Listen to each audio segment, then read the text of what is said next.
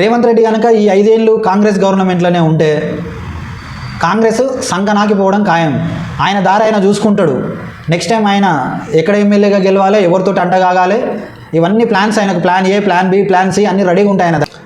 Hi friends, Revanth రెడ్డికి నూకలు దగ్గర పడ్డాయి. ఎందుకంటే ఈ డిసెంబర్ నాటికి రేవంత్ రెడ్డి పాలన 3 సంవత్సరాలు కంప్లీట్ చేసుకుంటుంది. ఢిల్లీ నుంచి కాంగ్రెస్ వ్యవహారాల ఇన్ఛార్జు మీనాక్షి నటరాజన్ ఒక సర్వే చేస్తుందంట. ఆ సర్వే ఏంటంటే ఇక్కడున్న డీసీసీ అధ్యక్షులతోటి, ఎమ్మెల్యేలతోటి, ఎంపీలతోటి, మంత్రులతోటి 1-to-1 ప్రజెంటేషన్ తీసుకొని కాంగ్రెస్ పరిపాలన ఎట్లా ఉంది, ఈ 3 సంవత్సరాలలో కాంగ్రెస్ ఫెయిల్యూర్ అవ్వడానికి మెయిన్ రీజన్స్ ఏంటి, రేవంత్ రెడ్డి పరిపాలన ఎట్లా ఉంది, ఆయన వల్ల పార్టీకి ఏమన్నా నష్టం జరుగుతుందా, పార్టీ మనం అంతర్గతంగా చేయించుకున్న సర్వేలో మనం 3వ స్థానానికి పడిపోవడానికి గల కారణాలు ఏంటి, నెక్స్ట్ టైం మనం మళ్ళీ గెలుస్తామా లేదా అని చెప్పేసి ఒక ఫార్మాట్ తయారు చేసి అందరితోటి ఫీడ్బ్యాక్ తీయించుకుంటున్నారంట.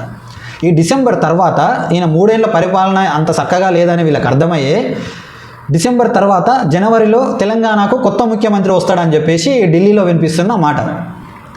రేవంత్ రెడ్డి ఎలాగూ నన్ను పీకేస్తారని చెప్పేసి బిహేవ్ చేసి ఆయన రోజుకొక సభ పెట్టి రోజు ఒక 5 కోట్లు 6 కోట్లు ఖర్చు పెట్టి తెలంగాణ డబ్బును మొత్తం నీళ్ళలాగా ఖర్చు చేస్తూ ఉన్నాడు.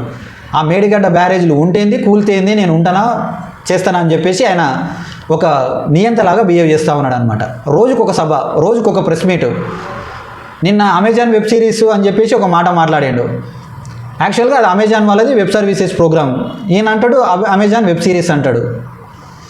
తర్వాత గవర్నమెంట్ స్కూళ్ళల్లో టీచర్లు జపనీస్ భాష, తర్వాత జర్మన్ భాష నేర్పియమని చెప్పేసి వాళ్ళకి సలహాలు ఇస్తున్నాడు.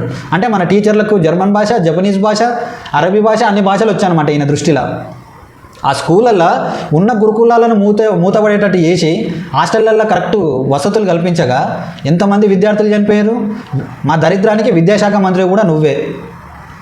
ఇటు నీళ్ళియ్య చేత కాదు, పిల్లలకు కరెక్ట్ వసతులు కల్పించడానికి చేత కాదు, మళ్ళా ఉల్టా జర్మన్ భాష, జపనీస్ భాష నేర్పించండి, నెలకు 2 లక్షలు సంపాదిస్తారని అంత ఈజీగా మాట్లాడేస్తున్నారు.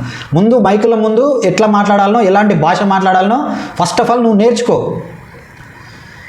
రాబోయే 2 సంవత్సరాలలో నేను ఏ పార్టీలో చేరితే ఏ పార్టీకి అంటగావు, కనీసం వచ్చే టర్మ్లో నువ్వు ఎమ్మెల్యేగా గెలవాలి అంటే ఏం చేయాలో దాని మీద హోంవర్క్ చేయి. పబ్లిక్కి ఉచిత సలహాలు ఇవ్వమాక. నువ్వు ఎలాగో నీళ్ళు ఇయ్యలేదు, ఉన్న పంటలన్నీ ఎండగొట్టినావు, జనాలు ట్యాంకర్లతోటి నీళ్ళు తెచ్చుకొని పొలాలు తడుపుకునే పరిస్థితికి తీసుకొచ్చినావు. సో నీ పని నువ్వు చూసుకో. కాంగ్రెస్ వాళ్ళకి ఇచ్చే సలహా ఏంటంటే మీరు వచ్చేసారి ఇప్పుడున్న మళ్ళీ ఒక ఎమ్మెల్యేలుగా కొద్దో గొప్ప 5 మందో 10 మందో గెలవాలనుకుంటే ఫస్ట్ ఈ రేవంత్ రెడ్డిని మెడబట్టి బయటికి గెంటేయండి. లేకపోతే మీకు 0 సీట్లు. ఇప్పుడు మీరు చేయించుకున్న సర్వేలో మీరు 3వ స్థానంలో ఉన్నారంటే మీరు ఎంత దరిద్రపు స్థానంలో ఉన్నారో ఒకసారి ఆలోచించుకోండి. ఆ అద్దంకి దయాకరు, ఆ బల్మూరి వెంకటు వాళ్ళు వచ్చి మైకుల ముంగట ఇష్టం వచ్చినట్టు వాగుతూ ఉన్నారు. ముందు వాళ్ళ నోటికి ప్లాస్టర్ వేయండి. పబ్లిక్ ఇప్పుడే ఫుల్ హీటెక్కి ఉన్నారు. మిమ్మల్ని కనిపిస్తే ఎప్పుడు దందామన్నట్టు చూస్తున్నారు.